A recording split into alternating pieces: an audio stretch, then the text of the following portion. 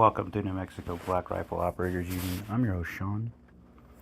There's a video floating around on the interwebs of a young man named Chris Mowery. Now, he jumped into the Second Amendment debate where he says they're going to basically abolish it. He's a young kid, or a young gentleman, and he has this unhinged rant where he goes off on about Stoneman Douglas High School, the shooting in Florida, and how that all kids deserve to be safe. But he neglects to understand some very fundamental things for a young man. In fact, I would love for one of my sons, or my daughter, both of my sons are in his age group, I believe, so that would be awesome, for one of them to counter everything he says. First off, you're wrong. The Second Amendment isn't losing. We just gained 2 more states in constitutional carry, Florida and Nebraska. What you're advocating for is shootings done by the state, like what happened with Chris Brown, where the state is the only one that is allowed to have firearms. And you will see more corruption and more heavy-handedness. So even in an environment where we've had to take an L with Washington State, where they passed the unconstitutional gun ban, FPC and GOA and all the big boys are going after that gun ban, and maybe, just maybe, the SCOTUS will take it up. Now, what's interesting about that is if it gets taken up, the gun ban in Washington, and SCOTUS does find in our favor, on our side's favor, I don't see how any gun ban could be executed from that point on. The left has pushed really hard and heavy to get into these places to get this type of ban approved. And in a leftist hellhole like Washington State, they got it done. Could it happen on a national level? Well, I don't know. And here's my problem with this, is that we are in an interesting time where there's a loud squeaky wheel, the left, that seems to be winning consistently.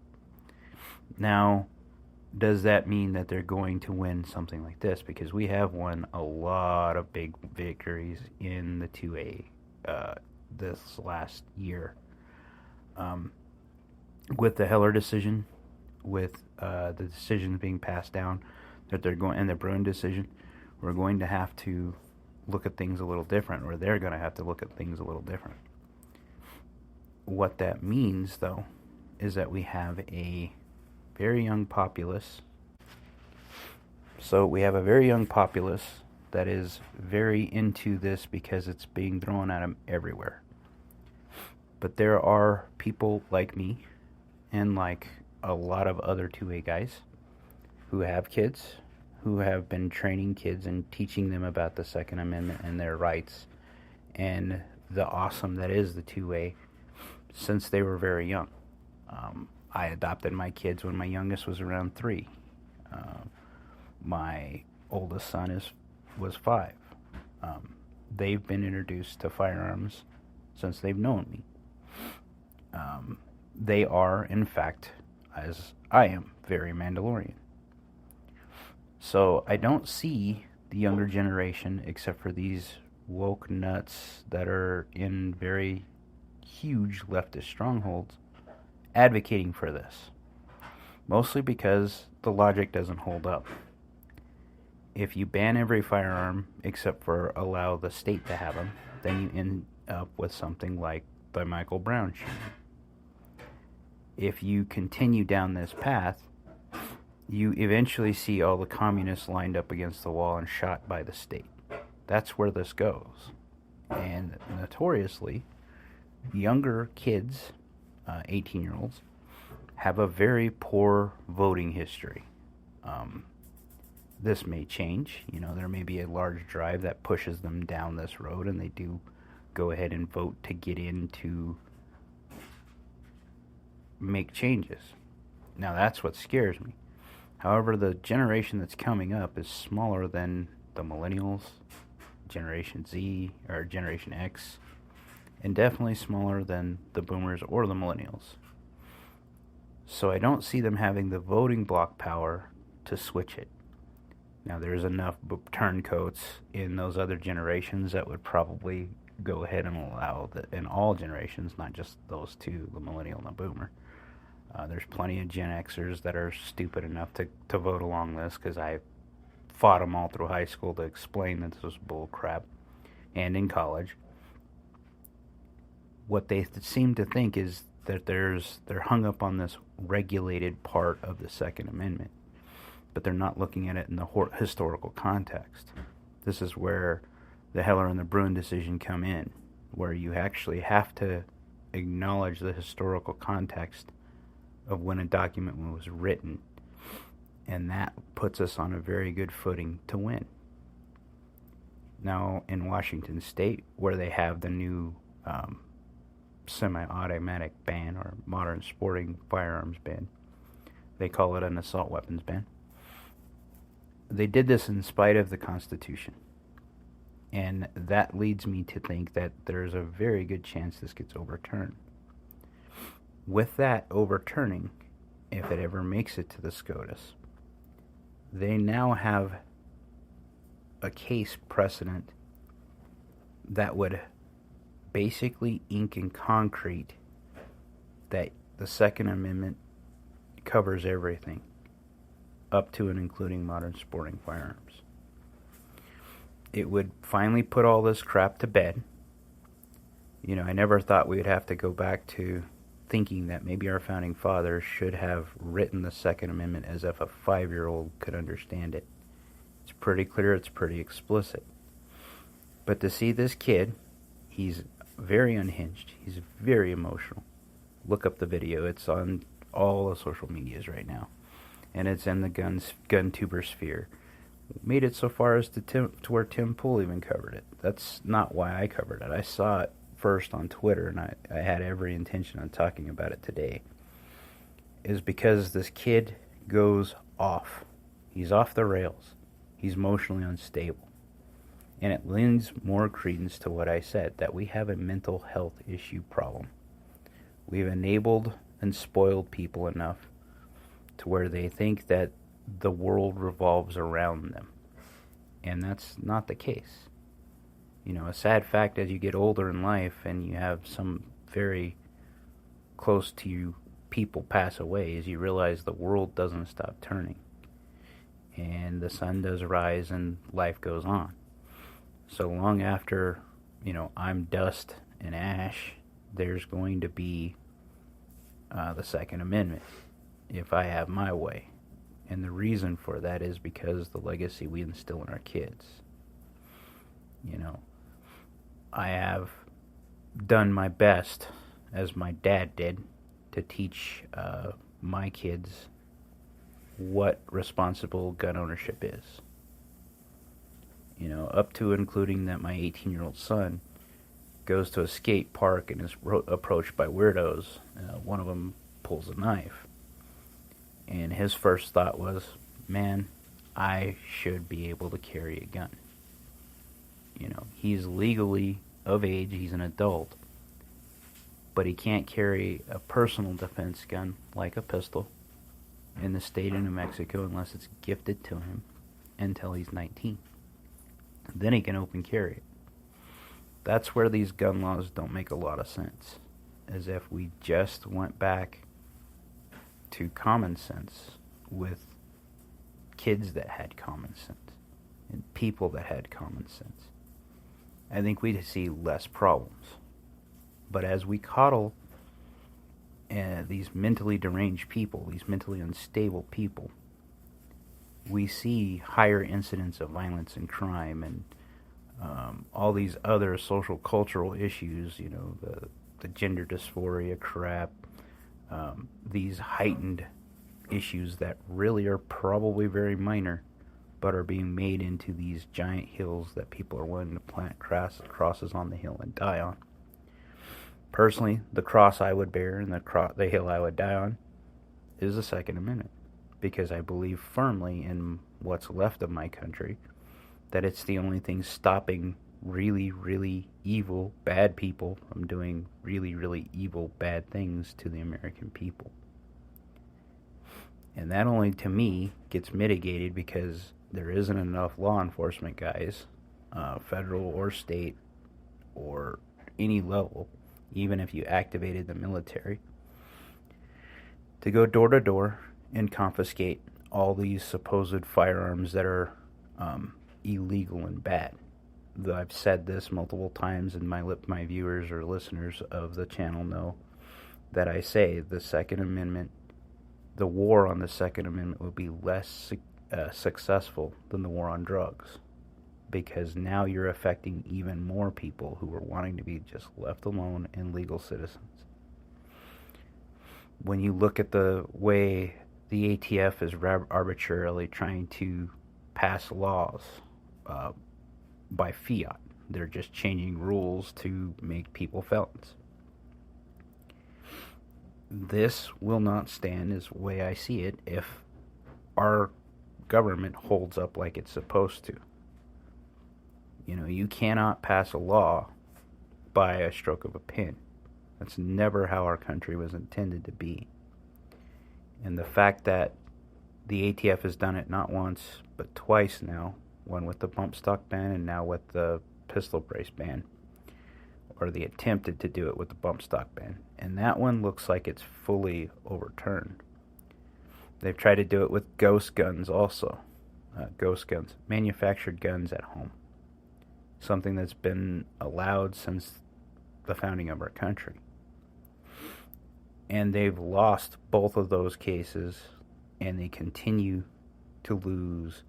This is why those appointments that Trump made to the Supreme Court, those judges, is making an impact on our country after he's gone, 2 years after he's gone. This is why the left wants to pack the Supreme Court, is because they're not getting their way on all fronts. Because one branch out of the three stood up and said no. So now is the time that we press that advantage home. We rally our troops. You know, we're in that golden moment before the next election cycle where these issues will definitely be highlighted. Let's not get hung up entirely on the culture war issues. But those culture war issues matter because they affect this. The same people that are all for the stupid uber woke agenda are the ones that push for gun control. And they do this because they want to suppress and do bad things.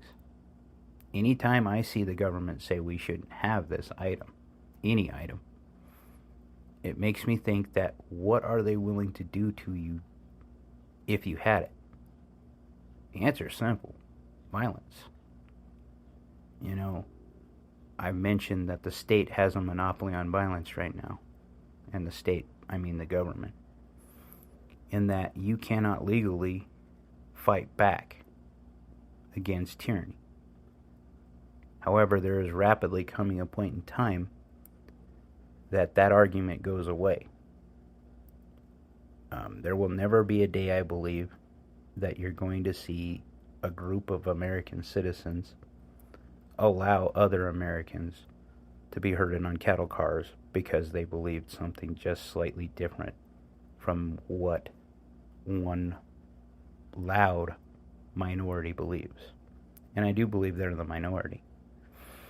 There are liberals I've interacted with, classical liberals, that you would think would be outright leftist, who are starting to wake up and going, whoa, the party I was in has gone a little off the rails. And they're saying stuff that I can't agree with. They're denying universal truth. This is why universal truth can't be allowed to be changed. This is why the book 1984 was so important to the world. When you look at what the left is notorious for trying to do is censor and cut people off. Look at what happened with AOC. AOC celebrating the fact that Tucker, quote unquote, was deplatformed. What she doesn't realize is that Tucker Carlson getting off of Fox News is probably the best thing on planet Earth for Tucker Carlson. Fox News and the legacy media apparatus will die. You're seeing it with as many people that have been laid off.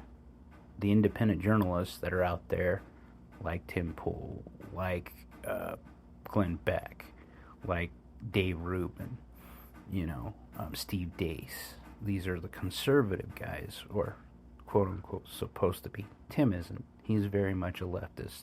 A liberal, not a leftist. And a leftist is an insult, to be honest. Tim's very much a reasonable person. But what's happening now is you're seeing that golden moment where people are waking up and saying enough's enough. It took a lot to get here. We didn't have to get here. We definitely could have interacted sooner and curtailed a lot of this unnecessary noise and violence that we're seeing. But there's enough people that have checked out who haven't been as engaged in society. Those people that just wanted to watch football, or those people that just wanted to do whatever. Believe me, if you're not interested in politics, politics will make you get interested in it, because there will be an issue that arises because of your lack of knowledge and interest in it that will eventually strike you dead center between the eyes. For me, it's the Second Amendment and free speech. And you're seeing both being assaulted right now.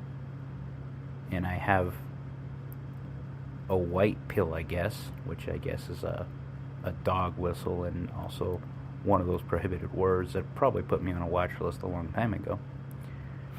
But a white pill in this is you cannot look at our opposition like AOC and think that they're going to win. These people are absolute idiots. This woman, AOC, was amazed by a damn garbage disposal in her apartment. You can't look at these young, stupid people, the squad, and see that they're going to win. Because eventually they run into someone like Rand Paul. Not Ron Paul, that would have been great. Ron's a little older, and he'll tell you now he's too old to run, and it's time to let the younger generation get there. I hope it's the younger generation of, my kids. I could see my daughter doing a great job in politics if she wanted to. She has no interest in that. My son, both of them, both would probably do great in politics. One of them may be a little more heavy-handed in that he would know that there is such a thing as this thing and outright deny you any quarter. He wouldn't let you win. He's also the type that you would tell him to do something and he'd do the exact opposite. But if you asked him, he'd consider it. And that's where I think we're a lot safer than we thought we were. Where I thought we were. Because when I look at the newest generation, the younger generation, every time I've been convinced that we're in a place that the younger generation is going to screw us, or they don't really care, I hear my words come out of my kids' mouths. And this is where we need to get very, very active and remember that the left doesn't have kids. They don't have them in the volume that anyone else does. They have our kids. So that's why they're trying to indoctrinate them. That's why they're trying to change their perspective. But what's interesting about this newer generation is they're more informed in weird ways. They're more plugged in weird ways. You're talking about a generation of kids who have had access to the world via the internet. And they're able to interact and meet each other in those virtual spaces where they have conversations. And in those random conversations, these little things come up as little pieces. And everybody's perspective is taken in. And what's interesting is that they all come to different conclusions on their own, like we all would. But ultimately, those universal truths ring true. And that's why I think we're in a better position than we have been in a long time.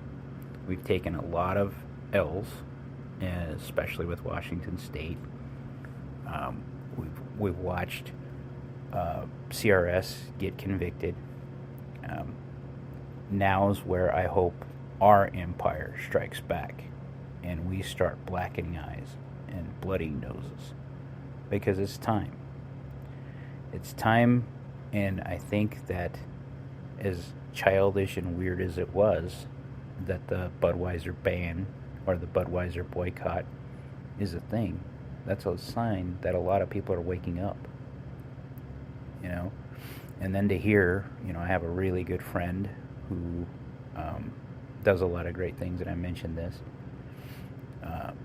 He made a social media post where he was like, this thing with Budweiser is not as bad as people are making it out to be. And then the day after he posts something like that, the news comes out that they're 17% down from where they were when all this started, and that their consumption for Budweiser products has went down another 34%. That boycott had more teeth in wings than people thought it did. They've removed 2 of the top VPs of Anheuser-Busch. You cannot tell me that that company is not reeling from a simple boycott, and they made it so easy. Don't buy this beer, these brands of beer. Buy something different. So why wouldn't they do it? I think that's the same mentality we need to have, and I've said it before on this podcast, when it comes to the 2A. If these other companies are that guy, it's time to not do business with them. Because economically, when you hit somebody, they don't come back from it. And I'm perfectly okay with seeing companies like Anheuser-Busch, personally, because I've always found their beer appalling, go away. Because you can find better stuff, better alternatives. Let's build that alternative economic system that gives us alternatives to the woke bullcrap and to the people that hate us. Like, share, subscribe, be great.